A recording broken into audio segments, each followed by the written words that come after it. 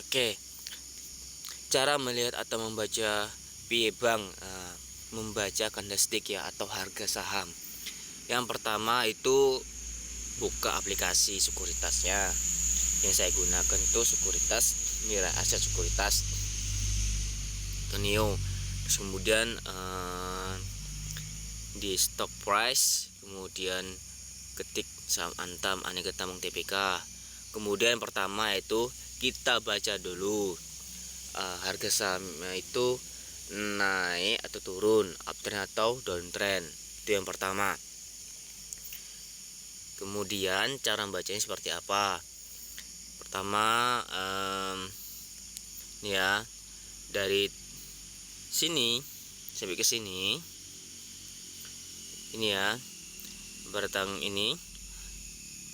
15 sampai ke tanggal 10 ini itu mengalami penaikan dari sini ke atas ya. Dari sini tanggal 16 naik sampai ke sini tuh naik ya, namanya uptrend. Nah, kemudian bagaimana cara membacanya? Sudah tahu nih, saat ini saham Antam ini akan ada namanya uptrend. Namun bagaimana kita bisa memprediksi harga ini naik atau turun? Kita nggak tahu. Yang selanjutnya kita baca namanya support and resistance. Karena di sini support and resistance-nya ada di sini. Ntar saya hapus dulu. Support resistance-nya ada di atas. Ini adalah resisten. Kemudian di sini adalah support. Oke, jadi titik terendahnya harga saham itu di angka 1800, kemudian harga tertingginya berada di 2390. Jadi support resistennya sudah kita tentukan. Kemudian di mana titik saham ini akan menentukan harga untuk bagus kita beli. Oke. Yang kedua itu kita menggunakan SND, supply and demand. Supply itu permintaan yang banyak namun tidak ada pembeli. Yang dimana kita bacanya di sini tuh terdapat namanya supply. Ini ada nama penurunannya dari tanggal 1 sampai tanggal 16 itu mengalami penurunan, namanya downtrend ya. Dimana pada tanggal ini yang saya tandain ini yang berbentuk ditahan tuh supply-nya di situ, dia mau naik atau turun, ternyata menjual lebih banyak daripada membeli, maka akan penurunan. Jadi kita tanda nih sampai ke sini pada angka 2050 saham itu tidak bisa menembus lagi supply-nya. Tapi harus kita ketahui supply and demand. Terjadinya downtrend ada supply, maka supply itu bisa dijadikan support and resistance, bahkan bisa menjadikan domain ya. Jadi di mana posisinya itu dari tanggal 15 sampai ke tanggal 10 itu adalah uptrend, maka dikatakan di sini adalah posisinya domain ya. Berarti kan udah ada nih tanda-tanda akan adanya penaikan, yaitu pertama supply and resistance tertinggi terendah sudah, kemudian posisinya uptrend juga iya. Posisinya uptrend ini dari bawah ke atas ini ya, uptrend naik ya kan. Kemudian kita menentukan di mana kita ambil posisinya sudah. Di sini ada namanya supply kan. Kemudian di sini juga ada namanya berbentuk domain, namun kita nggak bisa langsung beli gitu. Terus kita lakukan adalah menunggu momentum, yaitu di sini pada tangga yang ini, yang saya lingkarin ini, yang merah yang hijau ini harus berbentuk dulu namanya bullish engulfing. Apa itu bullish engulfing? Dimana candle warna merah ini bearish harus lebih rendah daripada bullish yang hijau ini. Jadi kalau nggak tahu nih juga masalah bullish engulfing seperti apa, gini.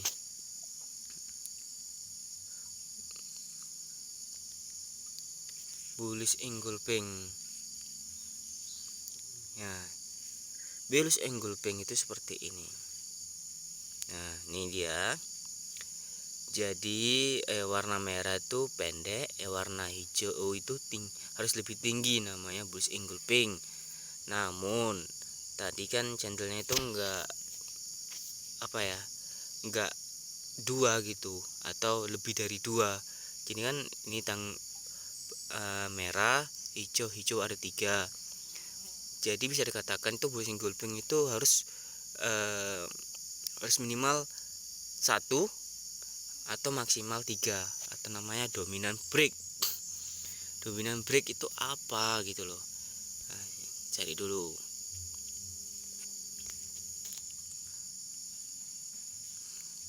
Dominan break.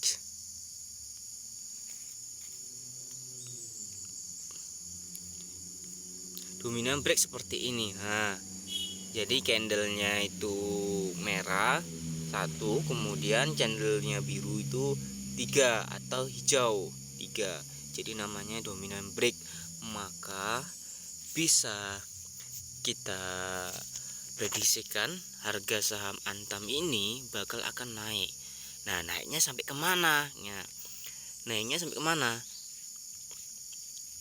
Naiknya itu bisa sampai ke 2390, sampai ke harga sini, naiknya gitu. Namun kita lihat dulu di sini itu ada namanya supply lagi gitu loh, supply dari posisi harga sebelumnya gitu, atau harga sebelumnya mengalami penurunan dan berbentuk bullish namun tidak bisa menembus, maka akan turun lagi gitu. Jadi bisa kemungkinan harga akan bergerak ke 2250.